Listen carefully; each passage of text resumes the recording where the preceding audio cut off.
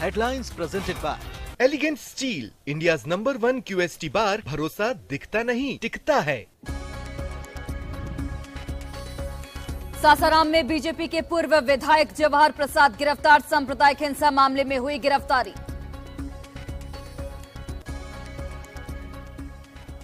सूत्रों के हवाले से बड़ी खबर, उपेंद्र कुशवाहा फिर एनडीए में होंगे शामिल। राजगीर प्रशिक्षण शिविर में कर सकते हैं इसकी घोषणा। ईडी के रडार पर बड़कागांव विधायक अंबा प्रसाद। जांच एजेंसी ने पुलिस से मांगी एमएलए पर दर्ज मामलों की डिटेल्स। छपरा में एटीएम काटकर 24 लाख की चोरी। चोरों ने एटीएम को गैस कटर से काटा। और पुरानी रंगत में लौटता दिख रहा रांची का मौसम। अगले 5 दिन में हल्की बारिश के साथ ओला और वज्रपात की चेतावनी। Headlines presented by elegant steel, India's number 1 QST बार। भरोसा दिखता नहीं टिकता है।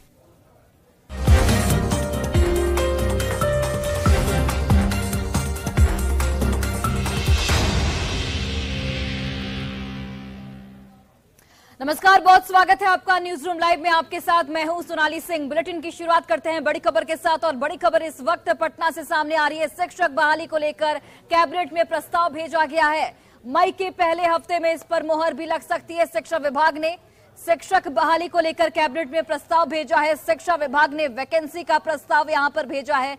रिक्तियों का फाइनल प्रस्ताव शिक्षा विभाग की ओर से भेजा गया है। पद सृजित कर शिक्षक बहाली का ये प्रस्ताव है और मई के पहले हफ्ते इस पर मोहर लग सकती है। शिक्षक बहाली के प्रस्ताव पर मई के पहले हफ्ते मोहर लग सकती है। अगली कैबिनेट की बैठक में इस पर फैसला लिया जाएगा, मोहर लगाया जाएगा। 1,78,026 पदों पर बहाली निकाली गई है और कैबिनेट की मोहर लगते ही बीपीएससी को इसका पूरा ब्यौरा भेजा जाएगा। 10 मई तक ही बीपीएससी सिलेबस जारी कर देगा। सिलेबस से परीक्षा पैटर्न की यहां पर जानकारी मिलेगी। तो बड़ी जानकारी शिक्षक बहाली को लेकर शिक्षा विभाग ने कैबिनेट को प्रस्ताव भेजा है। शिक्षा विभाग ने वैकेंसी को लेकर यह प्रस्ताव भेजा है। रिक्तियों का फाइनल प्रस्ताव शिक्षा विभाग की ओर से भेजा गया है, जिसमें पद सृजित कर शिक्षक बहाली का प्रस्ताव रखा गया है। मई के पहले हफ्ते में यह बड़ी जानकारी है कि मई के पहले हफ्ते इस पर मोहर लग सकती है। यानी कि अगली कैबिनेट की बैठक जब भी होगी, मई के पहले हफ्ते की बात कही जा रही है, उस वक्त मोहर लग सकती है। 1,78,026 पदों पर बहाली निकाली गई है और कैबिनेट की मोहर लगते ही बीपीएससी को इसका पूरा ब्यौरा भेजा जाएगा। 10 मई तक ही बीपीएससी सिलेबस जारी कर देगा और सिलेबस से परीक्षा पैटर्न की जानकारी मिलेगी। कल ही हमने आपको बताया था कि जो सैलरी स्ट्रक्चर है वो भी जारी कर दिया गया है और सैलरी स्ट्रक्चर जारी होते ही अभ्यर्थियों का विरोध भी देखने को मिला। अभ्यर्थी लगातार इसका विरोध कर रहे हैं, लेकिन अब ये जानकारी निकलकर सामने आ रही है कि मई के पहले सप्ताह में कैबिनेट ने इस पर मोहर लगा सकती है। कैबिनेट की ओर पर इस पर मोहर लग सकता है। 10 मई तक बीपीएससी सिलेबस जारी करेगा और मई के आखिर तक विज्ञापन भी जारी हो जाएगा।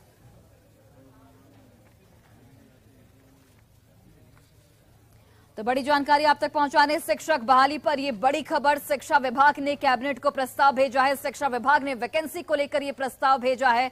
रिक्तियों का फाइनल प्रस्ताव यहां पर भेजा गया है। पद सृजित कर शिक्षक बहाली का यह प्रस्ताव, जिसमें मई के पहले हफ्ते मोहर लगने की बात सामने आ रही है। शिक्षक बहाली के प्रस्ताव में मई के पहले हफ्ते पर मोहर लग सकती है। अगले कैबिनेट की बैठक जब भी होगी उस वक्त मोहर लगने की संभावना है। बता दें आपको कि 1,78,026 पदों पर बहाली निकाली गई है और कैबिनेट की मोहर लगते ही बीपीएससी को ब्यौरा भेजा जाएगा। सहयोगी रजनीश जुड़ चुके हैं। रजनीश, मई के पहले सप्ताह कैबिनेट में मोहर लग सकती है। कल ही आपने ये जानकारी दे दी थी और कल जो सैलरी स्ट्रक्चर जारी हुआ था उसके बाद भी विरोध देखने को मिला था, लेकिन अब ये बात साफ हो गई है कि अब कैबिनेट को यह प्रस्ताव भेजा जाएगा और मई के पहले हफ्ते इस पर मोहर भी लग जाएगी। देखिए, कल ही रिक्तियां और उसके साथ साथ जो वेतनमान है उसकी घोषणा कर दी है शिक्षा विभाग ने। और उसके बाद आज खबर मिल रही है कि कैबिनेट में शिक्षा विभाग ने प्रस्ताव भेज दिया है। यानी मई के पहले सप्ताह में जो कैबिनेट होगी उस कैबिनेट में ही ये मुहर लग जाएगी। 1,78,026 पदों पर जो है वैकेंसी निकलेगी और कैबिनेट से मुहर लगने के बाद सीधा जो प्रस्ताव है वो फाइनल प्रस्ताव बीपीएससी को चला जाएगा। यानी बीपीएससी उसके बाद जो है मई के पहले सप्ताह में ही सिलेबस जारी करेगा। उसके बाद जो विज्ञापन का नोटिफिकेशन है वो मई के आखिरी सप्ताह में यानी 20 से लेकर 30 मई के बीच में कहा जा रहा है कि बीपीएससी जारी करेगा। कुल मिलाकर जो प्रारूप है, जो रूपरेखा है, उसको लेकर रणनीति बन गई है बीपीएससी के द्वारा। अब सीधी तरह से ये है क्लियर कि अब नियोजित टीचर हो या फिर शिक्षक अभ्यर्थी हैं, उन्हें अब परीक्षा देनी होगी और एक साथ परीक्षा ली जाएगी।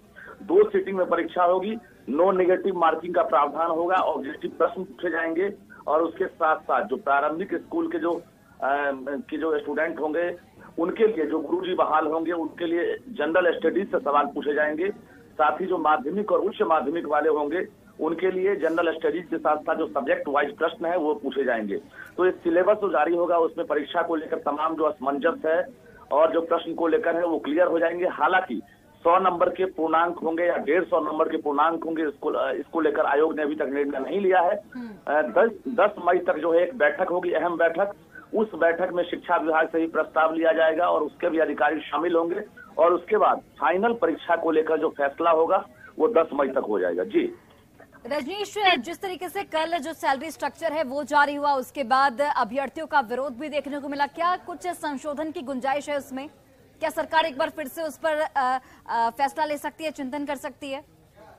देखिए, बिल्कुल जो मूल वेतन है, मूल वेतन को सरकार ने कल जारी किया है और मूल वेतन के जरिए अगर देखा जाए तो 25,000 से लेकर 32,000 तक, यानी क्लास 1 से लेकर 12 तक के जो टीचर बहाल होंगे उनको 32,000 तक जो मूल वेतन है वो सरकार देगी। उसमें कितने खर्च होंगे वो भी सरकार ने ब्यौरा जारी किया है, लेकिन उसके बाद टीए डीए है, उसके साथ साथ बाकी जो अलाउंस है उसकी भी सुविधा है। तो कुल मिलाकर ये कहें कि विरोध लगातार जारी है, क्योंकि जो बीपीएससी के माध्यम से जो परीक्षा ली जाती है उसमें अभ्यर्थियों का आरोप है कि इतनी कम सैलरी पर कैसे बहाल होंगे हम लोग, और इससे बेहतर है कि नियोजित टीचर होते हुए हम लोग इतना पैसा उठा रहे हैं। तो शिक्षक हों या फिर जो अभ्यर्थी हैं वो नाराज हैं। हालांकि अभी जो भाकपा माले के विधायक हैं संदीप सौरभ, वो अभी अहम बैठक करेंगे। उसके बाद अभी 12 बजे तक अहम घोषणा भी होने वाली है कि आखिर सरकार की जो सहयोगी पार्टी है लेफ्ट, वो अभ्यर्थियों के साथ किस तरह की फैसला लेगी और उसके बाद क्या ऐलान किया जाएगा। जी बिल्कुल, चलिए रजनीश, आप नजर बनाकर रखिए, अपडेट के लिए आपके पास वापस लौटेंगे। बहुत बहुत धन्यवाद तमाम जानकारी हम तक पहुंचाने के लिए। तो ये बड़ी खबर, बड़ी जानकारी शिक्षक बहाली को लेकर आप तक पहुंचा रहे थे। कैबिनेट में मुहर इस पर लग सकती है, कैबिनेट में इसे लेकर प्रस्ताव भेजा जाएगा और कहा जा रहा है कि मई के पहले हफ्ते में इस पर मुहर लग सकती है। 10 मई को सिलेबस जारी होगा और सिलेबस में किस तरीके से परीक्षा का पैटर्न होगा उसकी जानकारी दी जाएगी। और चलिए इसी बीच बड़ी खबर सासाराम से सामने आ रही है, जहां पर बीजेपी के पूर्व विधायक को यहां पर गिरफ्तार किया गया है। सांप्रदायिक हिंसा को भड़काने के मद्देनजर ये बड़ा फैसला, बड़ी कार्रवाई की गई। बीजेपी के पूर्व विधायक जवाहर प्रसाद की गिरफ्तारी हुई है। सांप्रदायिक हिंसा मामले में उन्हें गिरफ्तार किया गया है। पुलिस ने उनके आवास से उन्हें गिरफ्तार किया है। रोहतास एसपी ने इसकी जानकारी दी है, तस्वीरें आपको दिखा रहे हैं। बीजेपी के पूर्व विधायक जवाहर प्रसाद गिरफ्तार हुए हैं। सांप्रदायिक हिंसा मामले में उनकी गिरफ्तारी उनके आवास से की गई है। रोहतास एसपी ने खुद इसकी जानकारी दी है।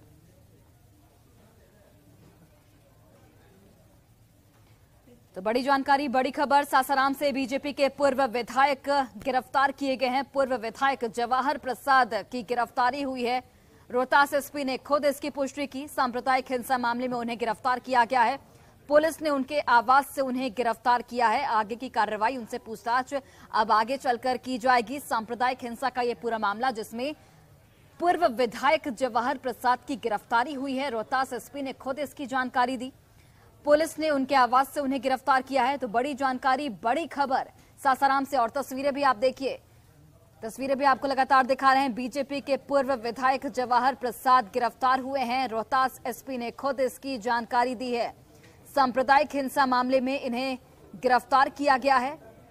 जवाहर प्रसाद की गिरफ्तारी, इसके बाद इन्हें थाने ले जाएगी पुलिस और पूछताछ करेगी।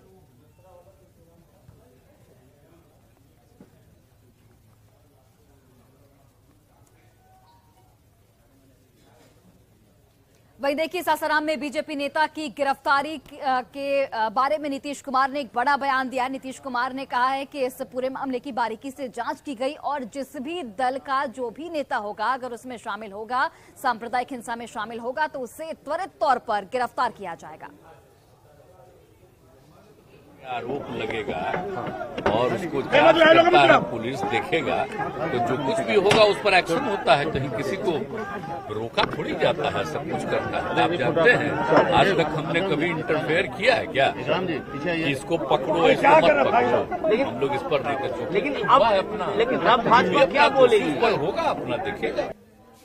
और चलिए, इस खबर पर बीजेपी के पूर्व महामंत्री जुड़ गए हैं हमारे साथ, राजेंद्र सिंह। उनसे बातचीत करते हैं। राजेंद्र जी, इस तरीके से कार्रवाई की गई, सबसे पहले आपका पहला रिएक्शन इस कार्रवाई पर? देखिए, ये कि पूरी तरह से अराजकता है और पूरी तरह से एक प्रशासन की पूरी तरह से प्रशासन और शासन दोनों मिल करके जिस तरह से यहाँ सासाराम के अंदर खेल रचा जा रहा है कि एक पक्षीय कार्रवाई करने का काम कर रहा है शासन।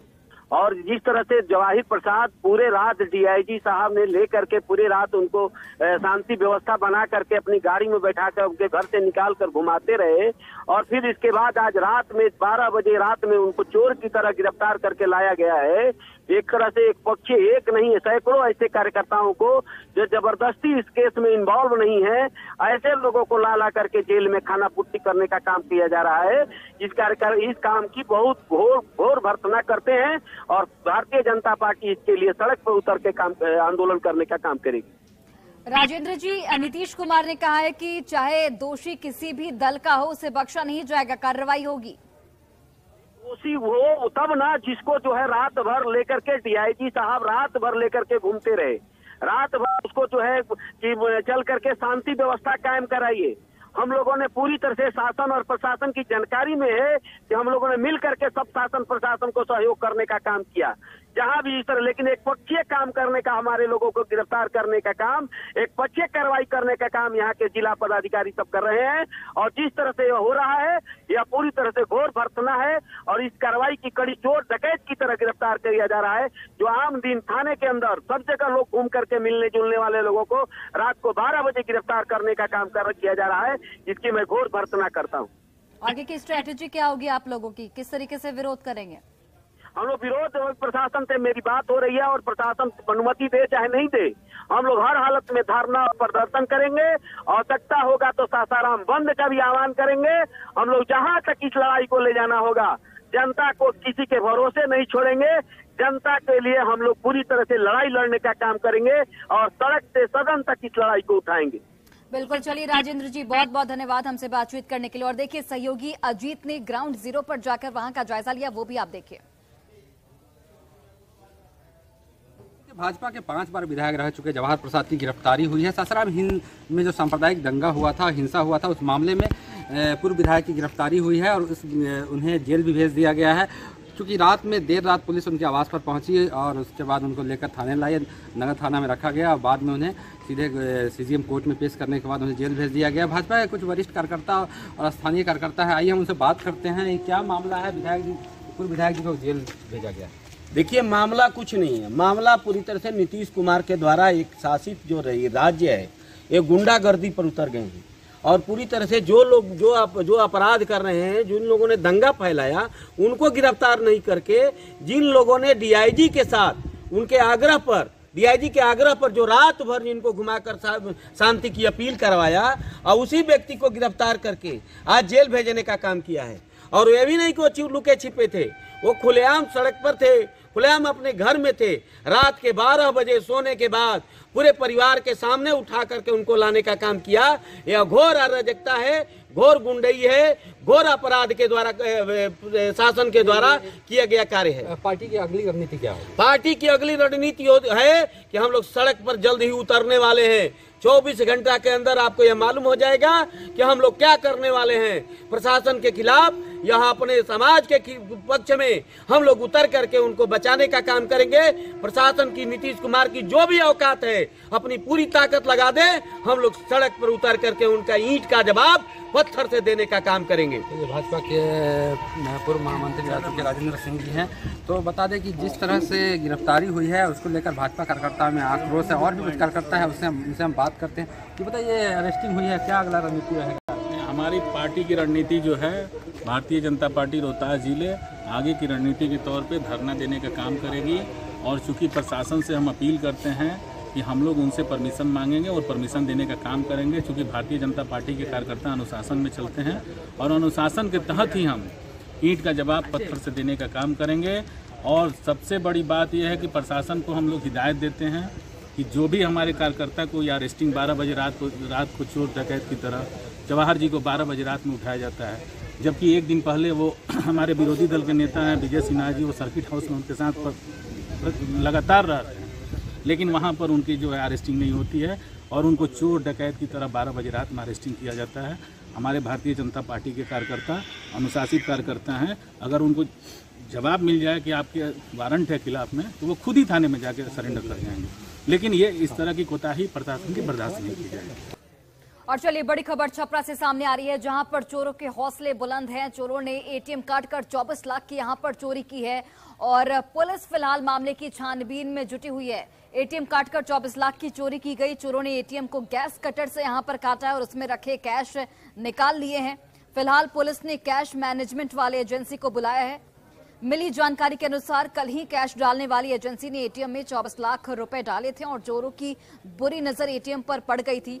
एटीएम जिनके घर में लगा हुआ है वह भी घर से बाहर गए हुए थे और लौटने पर उन्हें पता चला कि एटीएम के शटर को काटकर चोरों ने एटीएम चोरी की बड़ी घटना को यहां पर अंजाम दिया है। एटीएम भारतीय स्टेट बैंक ऑफ इंडिया का बताया जा रहा है और पुलिस मामले की छानबीन में जुट गई है।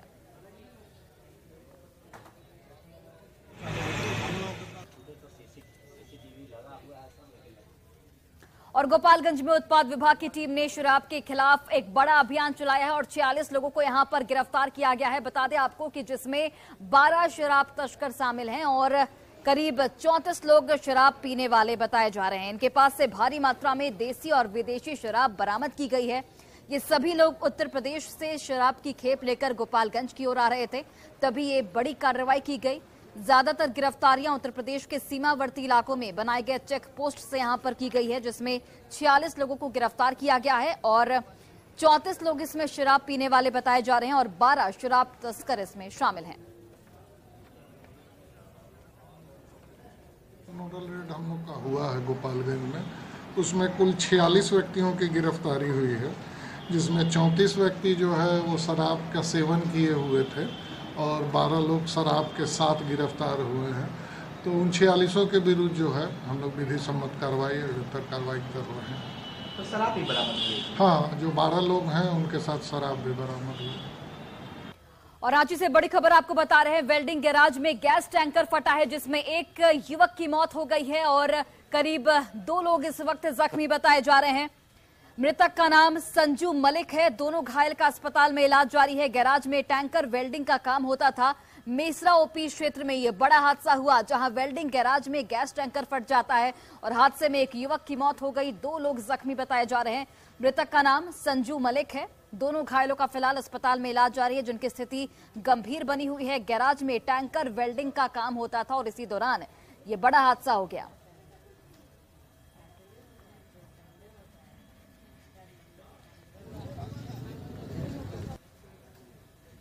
और मोतिहारी से बड़ी खबर आपको बता रहे हैं, जहां पर नेपाल पुलिस ने एक बड़ा खुलासा किया है और यहां पर कई अपराधियों की गिरफ्तारी की गई है। बता दें आपको कि इस पूरे मामले को लेकर नेपाल पुलिस कई दिनों से तलाश कर रही थी और खुलासा किया है कि घटना को अंजाम देकर नेपाल वापस लौटने के दौरान पुलिस ने हथियार के साथ दोनों बदमाशों को यहां पर गिरफ्तार किया है।